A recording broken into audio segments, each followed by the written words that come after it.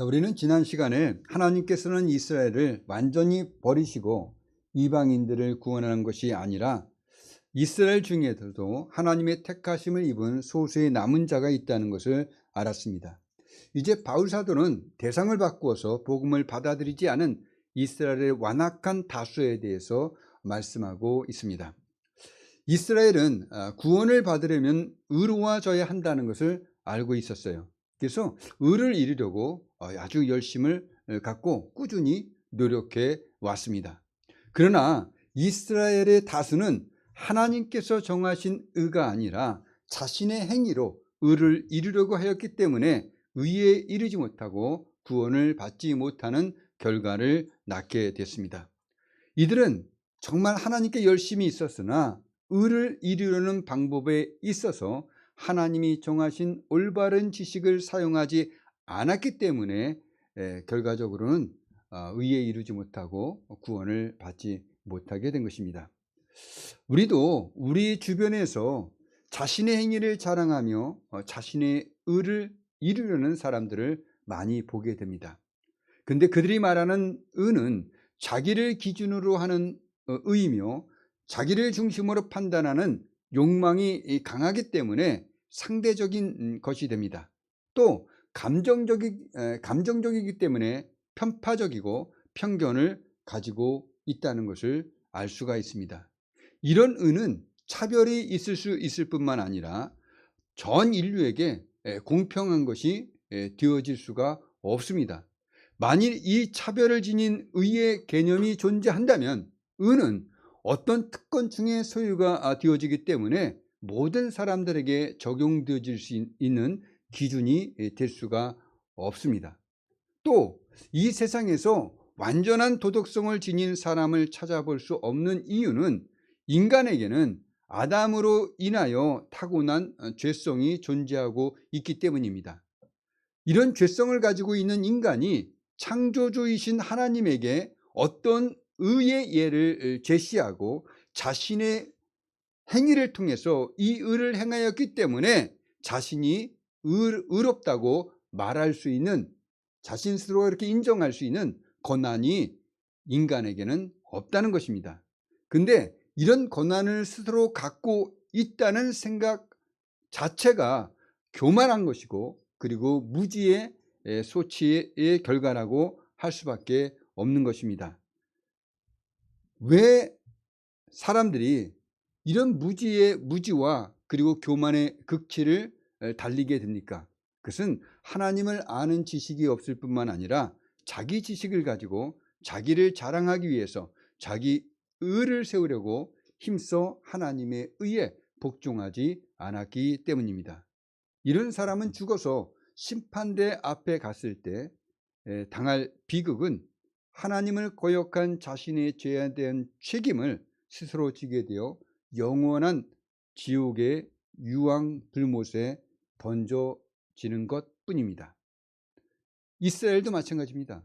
하나님으로부터 아브라함이 택하심을 받았고 또 믿음으로 의롭다함을 받았습니다. 아브라함이 무엇을 행하였기 때문에 또한 행할 것을 알고 하나님께서 아브라함을 선택한 것이 아니라는 것입니다. 하나님께서 일방적으로 아브라함을 부르셨고 그리고 택하셨습니다. 그래서 아브라함은 또한 믿음으로 의롭다함을 받았습니다. 야곱과 이삭의 출생을 한번 생각해 보십시오.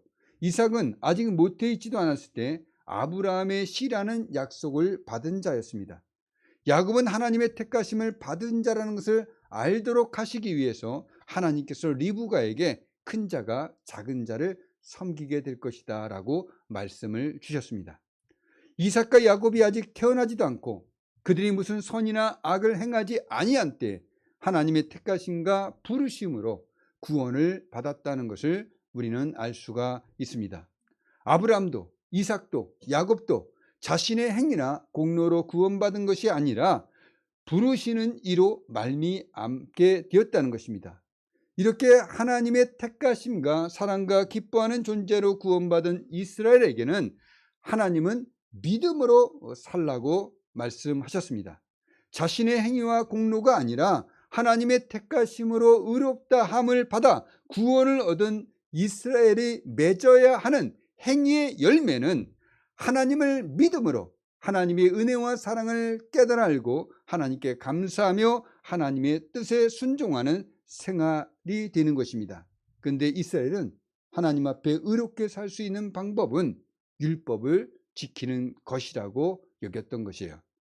이스라엘은 구원을 받으려면 의로워져야 한다는 것을 알고 있었기 때문에 의를 이루려고 열심을 갖고 꾸준히 노력했습니다.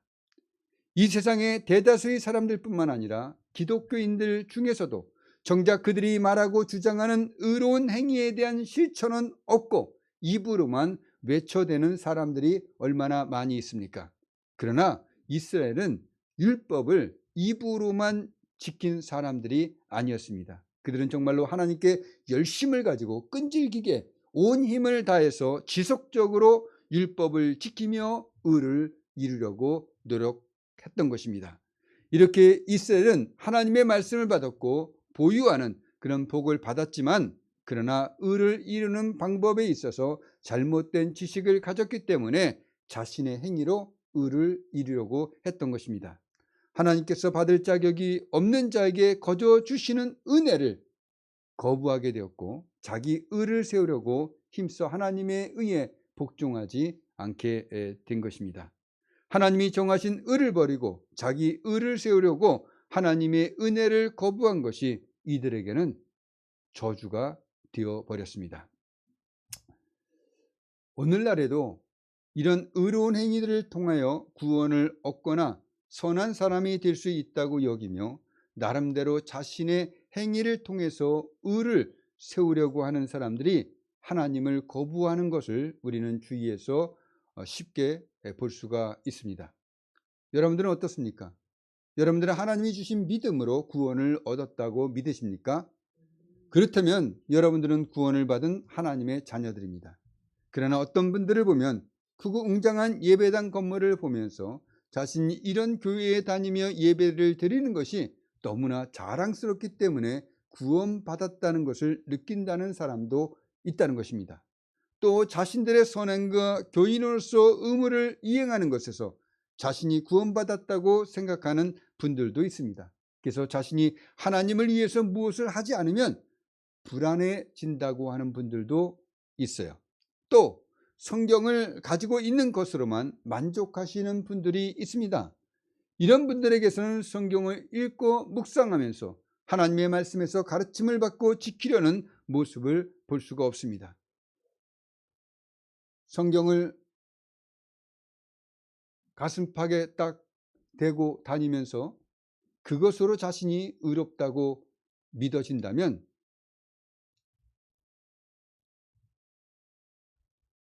거기에 어떤 하나님의 은혜가 있을 수 있겠습니까? 우리는 자신의 겉모양을 통해서 자신이 의롭다는 모습을 보여주는 것을 굉장히 선호합니다. 또 하나님의 말씀은 듣지 않으면서 자신의 이기적인 욕심을 따라 말씀을 듣는 것도 취사선택하면서 자신이 구원받았다라고 생각하는 사람들도 있습니다. 이런 분들이 교회에 나오고 또 예배를 드리면서도 성경의 내용을 믿지 못하면서도 또 성경의 내용을 설화로 생각하시면서도 예배를 하나님께 드리고 있다고 믿고 있다는 것입니다. 여러분, 이런 사람들을 혹시 보시게 됩니까? 또 이렇게 말하는 사람들이 여러분 주위에 있습니까? 그렇다면 그들은 유대인들 같이 영적으로 우둔한 자들로 여기시기를 바랍니다. 스데반은 순교하기 전에 이렇게 소리 높여 외칩니다. 그러나 지극히 높으신 이는 손으로 지은 곳에 계시지 아니하시나니 선지자가 말한 바 주께서 이르시되 하늘은 나의 보좌요 땅은 나의 발등상이니 너희가 나를 위하여 무슨 집을 짓겠으며 나의 안식할 처소가 어디냐 이 모든 것이 다 내 손으로 지은 것이 아니냐 함과 같으니라. 유일하고 참되시며 살아계신 하나님은 인간의 손으로 만들어진 이방의 여러 신들처럼 성전이 필요하지도 않으시며 그리고 성전에 제한당하지도 않습니다. 또 성전에서만 복을 받는 것도 아닙니다. 왜냐하면 하나님이 거하시는 곳은 하늘이 그의 보좌입니다. 그가 다스리는 땅이 그의 발등상이 되기 때문입니다. 하나님께서는 모든 세계가 그의 성전이며 그 안에 어디든지 하나님은 계시는 분이십니다. 예배는 어떻습니까? 예수님께서 사마리아에 들리셨을 때 우물의 물길로 나온 여인이 이렇게 말합니다. 우리 조상들은 이 산에서 예배하였는데 당신들의 말은 예배할 곳이 예루살렘에 있다 하더이다. 이 말을 듣고 예수님께서 이렇게 말씀하십니다. 예수께서 이르시되 여자여 내 말을 믿으라. 이 산에서도 말고 예루살렘에서도 말고 너희가 아버지께 예배할 때가 이르리라. 아버지께 참되게 예배하는 자들은 영과 진리로 예배할 때가 오나니 곧 이때라. 아버지께서는 자기에게 이렇게 예배하는 자들을 찾으시느니라. 하나님은 영이시니 예배하는 자가 영과 진리로 예배할지니라. 예배의 장소가 중요한 것이 아니라 우리가 구세주인 예수 그리스도를 믿는 믿음으로 또 이 믿음을 갖도록 역사하시는 성령님으로 더불어 예배드리는 그 마음이 중요하다는 것입니다. 근데 우리는 성전이라는 장소의 개념을 더 중요하게 여기고 있다는 것입니다. 성경은 무엇을 가르쳐주고 있습니까? 구원을 얻는 유일한 길은 십자가에 달신 예수 그리스도를 믿는 단순한 믿음이라는 것을 성경은 알려주고 있습니다. 우리가 복을 받는 오직 유일한 길은 믿음뿐입니다. 만약에 이 믿음에다가 다른 어떤 것을 첨가하거나 믿음을 빼버린다면 어느 누구도 구원을 얻지 못하게 된다는 것을 성경은 분명히 가르쳐 주고 있습니다. 구원을 받으려면 믿음을 소유해야 하는 것입니다. 믿음 외에 다른 것은 없습니다. 여러분들이 믿음 위에 여러분들이 신자로서 해야 하는 의무를 덧붙여서 자신이 구원받은 자라는 증거를 삼으시려고 한다면 자신들의 신앙적인 행위들이 인정받지 못하는 것에 대해서 섭섭함을 느끼게 될 겁니다. 혹시 믿음으로 구원받는 것이라고 하니까 지금까지 이런 행위들을 통해서 뿌듯해하며 만족하며 스스로 자랑으로 여겼던 신앙의 행위들이 부정당하는 것 같아서 불편한 마음을 갖고 계십니까? 그렇다면 지금 여러분들이 믿음으로만 구원을 얻는다고 하는 이 말씀과 비교해서 여러분들이 종교적인 행위가 더 중요하다고 생각하고 계시는 것입니다. 여러분의 행위가 구원을 받는데 더 크다고 느껴지고 계십니까? 적어도 그 행위가 구원을 유지하는 것이라고 생각하십니까? 행위를 빼고 믿음으로만 구원을 얻게 된다니까 불공평하다고 생각이 듭니까? 내가 한 것이 많은데 믿음으로만 이렇게 생각하시냐는 것입니다. 그렇다면 여러분들은 이스라엘 중에 남아있는 우둔한 자들과 같은 분들이 되어집니다. 저는 저희 어떤 행위라도 제 자신이 의에 이를 수 없을 뿐만 아니라 자력 구원을 할 수 없다는 것을 너무나도 잘 알고 있습니다. 어떻게 죄가 없으신 예수 그리스도께서 하나님 아버지께 온전하게 순종하시며 십자가에서 죽으심으로 이르신 대속의 행위에다가 나 자신의 약하고 모순되고 지키지 못하며 변하며 자신의 이익을 탐하며 부패한 심령에서 나오는 더럽고 추악한 마음과 행위를 비교할 수 있겠습니까? 어떻게 하나님의 완전하고 절대적인 의를 비교하며 하나님과 같은 의에 이룰 수 있다고 말할 수 있습니까? 내 행위로요. 전혀 불가능한 일입니다. 도저히 할 수가 없는 것입니다. 이스라엘이 의를 구하고자 했지만 그들은 자신의 행위에 의지하다 보니까 의를 얻지 못하고 오직 택하심을 입은 자가 믿음으로 의를 얻게 되었습니다. 이스라엘은 믿음을 가지는 데 있어서는 우둔한 자들로 남아있게 된 것입니다. 이 내용을 7절에서 바울사도는 그런즉 어떠하냐? 이스라엘이 구하는 것을 얻지 못하고 오직 택하심을 입은 자가 얻었고 그 남은 자들은 우둔하여졌느니라 이렇게 말씀하시고 계십니다. 8절입니다. 기록된 바 하나님이 오늘까지 그들에게 혼미한 심령과 보지 못할 눈과 듣지 못할 귀를 주셨다함 같으니라. 자, 바울이 복음을 전하는 시점뿐만 아니라 또 우리의 시대에도 여전히 복음을 전하는 자들로 인해서 예수 그리스도를 믿어 구원에 이르도록 전도자들이 하나님을 알지 못하는 자들에게, 또 하나님을 불신하는 자들에게 영적인 자극을 계속해서 주고 있습니다. 그렇지만은 이 영적인 자극을 받은 듣는 자들은 어떻습니까?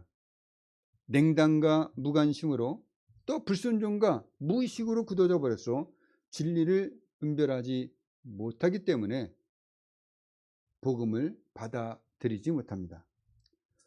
하나님께서 인류를 구원하시기 위해 하신 영적인 일을 보지 못하고 듣지 못하여 예수 그리스도를 믿어 의에 이르지 못하고 있음을 알 수가 있습니다. 왜 그렇습니까? 자기 지식을 가지고 자기 의를 자랑하려고 하는 혼미한 심령을 가졌기 때문입니다. 고린도전서 2장 12절은 우리가 세상의 영을 받지 않냐고 오직 하나님으로부터 온 영을 받았으니 이는 우리로 하여금 하나님께서 우리에게 은혜로 주신 것들을 알게 하려 하심이라, 이렇게 말씀하고 있습니다. 하나님의 영이 아니시면 하나님께서 우리에게 은혜로 주신 것들을 알 수가 없다는 말씀입니다. 9절과 10절입니다. 또 다시 이르되 그들의 밥상이 올무와 덕과 거치는 것과 보응이 되게 하시었고 그들의 눈은 흐려 보지 못하고 그들의 등은 항상 굳게 없어서 하였느니라. 오늘 이 말씀을 들으면서 원수가 많은 분들은 기뻐하실 겁니다. 와, 이런 말씀도 있구나. 네, 이런 말씀이 있습니다. 자, 여러분 오늘 식사 안 하고 오신 분들 계십니까? 다 하고 오셨겠죠? 네. 여러분들이 식탁에 차려진 그 밥상에 차려진 그 모든 밥과 반찬들이 하나님께서 여러분들을 축복해 주신 거잖아요, 그죠? 그러니까 다 기뻐하면서 맛있게 다 드시고 오셨을 것이라고 저는 생각합니다. 자, 근데 우리가 식사를 안 하면 기운이 없어집니다, 그죠? 활동하는데 지장을 줍니다. 저도 밥을 안 먹으면 몸이 어때요? 축 늘어집니다. 그러면서 어떤 일을 하려고 해도 힘이 들고 하기가 더욱 힘들어지고 그런 경우가 있게 됩니다. 그러니 밥상에 차려진 음식은 우리의 건강과 생존에 있어서 아주 중요한 것들이에요. 이런 것을 챙겨주시는 하나님께 감사를 돌려드립시다. 특히 농경시대에 밥상이 잘 차려져 있다는 것은 풍족한 식사를 할 수 있다는 것입니다. 그래서 밥상에 차려진 음식들만 봐도 얼마나 많은 복을 받았다는 것을 금방 알 수가 있습니다. 근데 오늘날 밥상에서 먹지 않죠, 그죠? 어디 갑니까? 버거킹 가든지, 그죠? 이런 데 가서 먹기 때문에 하나님이 주신 은혜를 잘 알지 못하는 것 같아요. 사 먹기 때문에, 그죠? 그러나 그것도 다 하나님이 주신 것입니다, 그죠? 우리의 생명을 위해서 하나님께 다 주신 거예요. 그래서 우리가 음식을 취할 수 있도록 해 주신 것입니다.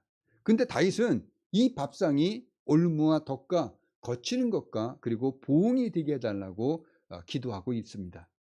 다시 말하고자 하는 이 기도는 악인들이 누리는 그 부유가 도리어 멸망이 되게 해달라는 간구였던 것입니다. 다윗은 축복이 도리어 저주가 되게 해달라는 간구를 하나님께 구하고 있는 것입니다.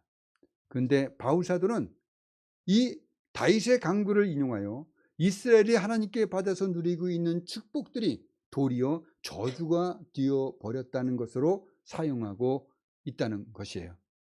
이 말씀에서 밥상은 뭡니까? 생명을 유지해 주는 음식들을 차려 놓는 곳이에요.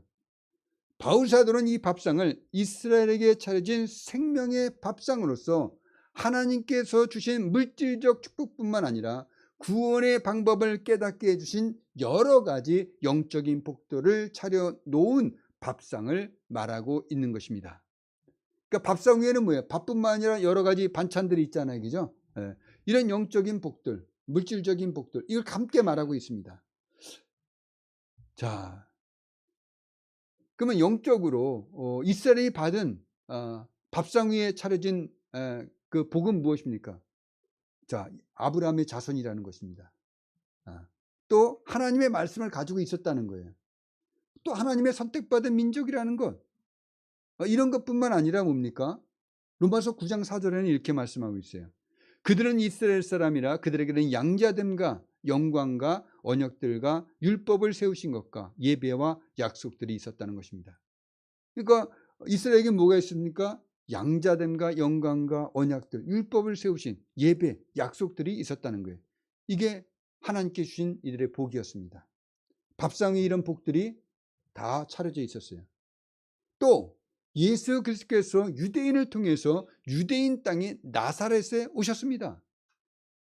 이렇게 하나님이 정하신 구원의 복을 알 수 있도록 이스라엘의 밥상의 모든 재료와 증거들이 차고 넘치도록 풍족하게 차려져 있었음에도 불구하고 이스라엘은 이 밥상을 거부하고 받아들이지 않았다는 것입니다. 그래서 하나님께서 베푸르신 구원의 은총이 도리어 그들에게는 올무와 덕과 거치는 것과 그리고 보응이 되어져 버린 거예요. 특히 보응이라는 단어를 생각하면 이스라엘의 밥상에 차려진 축복들이 도리어 진리를 받아들이지 않는 완악함에 대한 징계와 방해물이 되어버렸다는 것을 우리는 알 수가 있습니다. 하나님이 주신 축복이 저주가 되어버렸다는 것이에요. 왜 이런 일들이 일어났습니까? 우둔해져서 하나님의 말씀을 깨닫지 못하였습니다. 그리고 자신이 받은 것들만을 가지고 만족하고 그것을 자랑하며 안주하는 혼미한 심령을 가지고 있었기 때문에 하나님이 주신 것들을 보지 못했어요. 하나님이 주신 말씀을 듣지 못했습니다.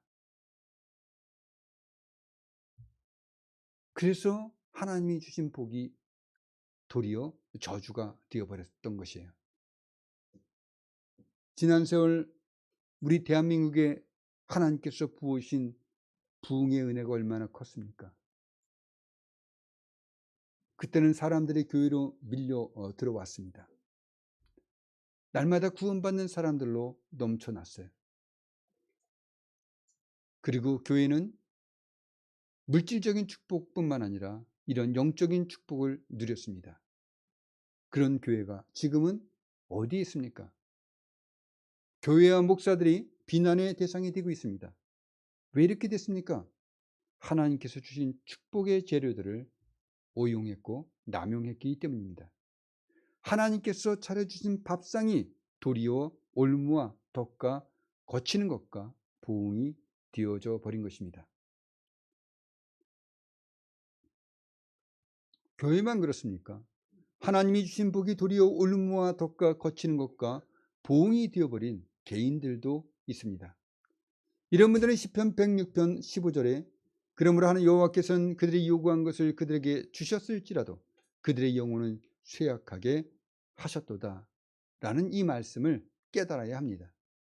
이스라엘 백성이 하나님의 놀라운 구원의 기적을 체험했지만 하나님의 은혜와 사랑, 보호와 인도하심, 공급하심을 체험하면서도 또 축복의 땅에 대한 소망을 갖고 또 그 소망을 가질 수 있도록 하나님께서 약속을 주셨음에도 불구하고 하나님께 감사하며 하나님과 하나님의 약속에 대한 믿음과 그리고 사랑과 그 약속에 대한 소망을 하나님께 보여주지 않았다는 것입니다.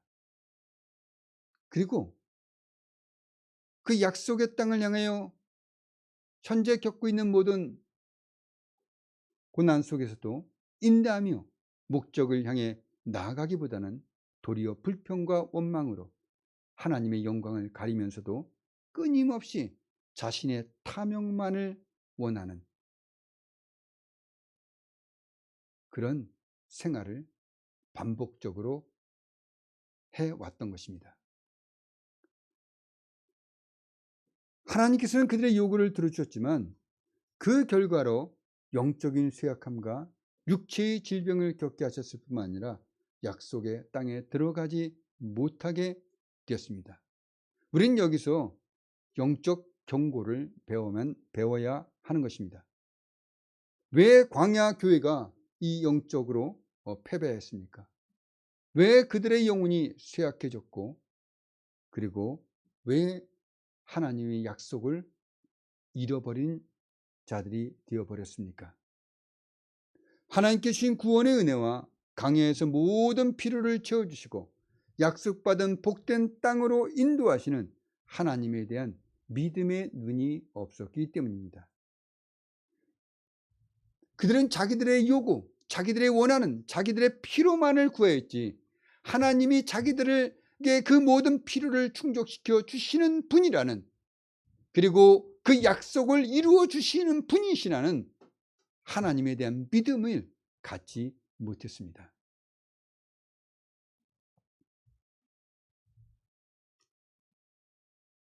우리도 하나님을 만났을 때 얼마나 기뻐하고 하나님께 감사하며 하나님을 찬양합니까? 자신을 구원해 주신 하나님, 자신의 영적 또한 물질적 어려움을 건져주신 그 하나님을 우리는 얼마나 기뻐하고 감사하며, 그리고 그 하나님이 자신에게 행해 주신 것들에 대해서 감격하며 살아계신 하나님을 찬양한 적이 우리 모두에게는 있었습니다. 그러나 시간이 흐르면, 그래서 하나님의 주신 그 복들로 내 밥상 위에 채워지는 것들이 있다면 그 다음부터는 구하지 않습니다. 자기의 필요가 다 채워졌기 때문입니다. 자기의 밥상에 있는 그 숫자가, 자기의 밥상에 있는 그 여러 가지 것들이 그 사람의 갖고 있는 그 그릇의 모양입니다. 우리가 하나님을 향해서 입을 크게 열며 주께 소망을 갖고 있다면 우리는 하나님의 나라와 그의 의에 대해서 더 큰 것들을 구할 줄 알아야 됩니다. 그런데 우리의 우둔함이 도리어 하나님의 그 복주심을 알지 못하고 자기의 필요의 만족만을 느끼며 멈춰 버리게 된 것입니다.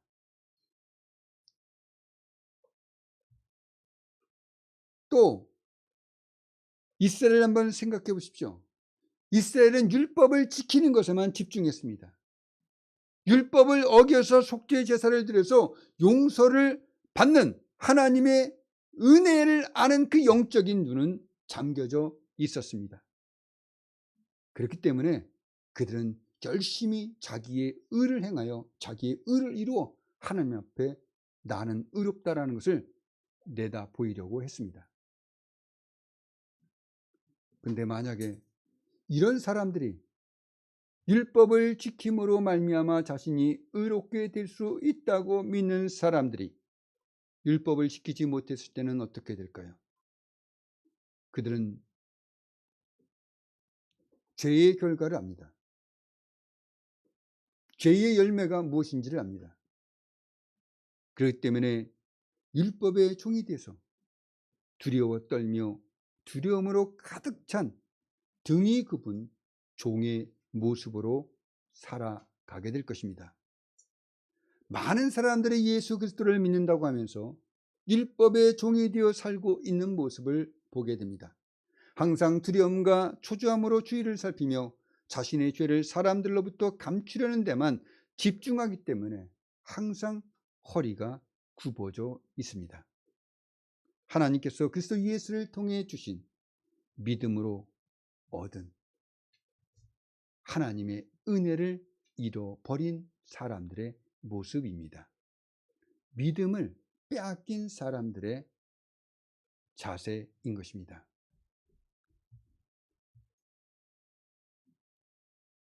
또 우리는 자신이 경험한 신앙의 원칙을 앞에 내세웁니다. 자기가 경험한 하나님과 또한 어떤 전통만을 고집하며 변화하지 않으려는 그런 고집스러운 사람들도 있습니다. 하나님께서는 우리에게 말씀을 주셨습니다. 우리가 이 성경을 통해서 하나님께서 우리에게 주시는 교훈을 거부하고 도리어 자신이 받은 구원의 은혜에 안주하거나 체험에 의존하면서 저는 이렇게 하나님의 은혜를 체험했었지, 이런 식으로 하나님이 차려주셨던 밥상에 올려진 것들만을 기억하거나 추억하면서 자신의 신앙적인 경험과 지식만을 신봉하는 신앙생활을 하게 된다면 이런 분들은 이미 하나님이 주신 복을 저주로 바꾸는 그 상태에 있다는 것을 깨달아 알기를 바랍니다. 자신의 부족함을 말하면 믿음이 없고 신앙생활을 잘못하는 사람으로 낙인 찍는 사람들도 있고, 그래서 늘 은혜스럽고 복스러운 이야기만 하려는 사람들도 있습니다. 그러나 우리의 부족함은 오히려 하나님의 은혜를 구하는 수단이 될 수가 있는 것이고, 하나님의 은혜를 깨달아 알게 되는 도구가 될 수가 있다는 것입니다. 부족함이 도리어 하나님의 복을 받는 재료들이 되는 것입니다. 그러나 풍족함이 도리어 하나님의 저주를 불러올 수 있는 것이 될 수도 있다는 것입니다. 부족함과 불평과 원망의 재료가 아니라 축복의 재료가 될 수 있음을 우리는 보아야 합니다. 나의 부족함이 하나님의 심판이며 나의 신앙의 잘못된 것으로만 생각하는 것이 아니라 오히려 그것이 축복의 재료가 될 수 있다는 것을 볼 수 있는 눈을 가져야 된다는 것입니다. 하나님으로부터 받은 복이 올무와 덕과 거치는 것과 봉이 되지 않도록 영적으로 우둔한 자가 되지 않아야 합니다. 자신의 신앙적인 경험 또한 그것을 통해서 얻은 지식이 얼마나 우리를 영적인 우둔함으로 이끌어 가고 있는지 여러분들 알고 계십니까? 어떤 사람들은 이렇게 말합니다. 내가 하나님한테 이런 복을 받았다. 그래서 내가 너무 하나님 앞에 감사하고 또한 내가 이 받은 복으로 말미암아 내 문제가 해결됐고 얼마나 기쁜지 모르겠다. 이렇게 말합니다. 그러면 신앙생활을 많이 한 사람 같은 사람은 이런 식으로 얘기합니다. 그거 나도 받았어. 그거 지금 받는 거야. 처음엔 다 그래. 여러분, 이런 자신의 신앙의 체험과 지식을 앞세우는 분들이 있다면 멀리 하시기 바랍니다. 그는 이미 어떤 사람이 되었습니까? 복을 저주로 바꾸는 사람이 되었다는 것입니다. 우리는 복이 더욱 복되도록 하기 위해서 혼미한 심령과 보지 못할 눈과 듣지 못할 귀를 가진 영적으로 강팍한 분들이 되지 않도록 말씀으로 항상 교훈을 받으시는 은혜가 있기를 예수님의 이름으로 기도드립니다. 이제는 자신의 경험과 지식을 숭배하지 말고 하나님의 말씀을 날마다 경험하며 날마다 새롭게 하나님의 은혜를 체험하는 분들이 되시기를 예수님의 이름으로 축복드립니다. 성령으로 충만한 분들이 되시기를 예수님의 이름으로 축복합니다. 하나님이 차리신 밥상이 영적인 축복뿐만 아니라 물질적인 축복도 누리는 그 복이 되어서 세상 속에서 하나님의 영광을 보여주시는 자랑스러운 하나님의 아들과 딸이 되시기를 예수님의 이름으로 축복합니다. 기도하겠습니다.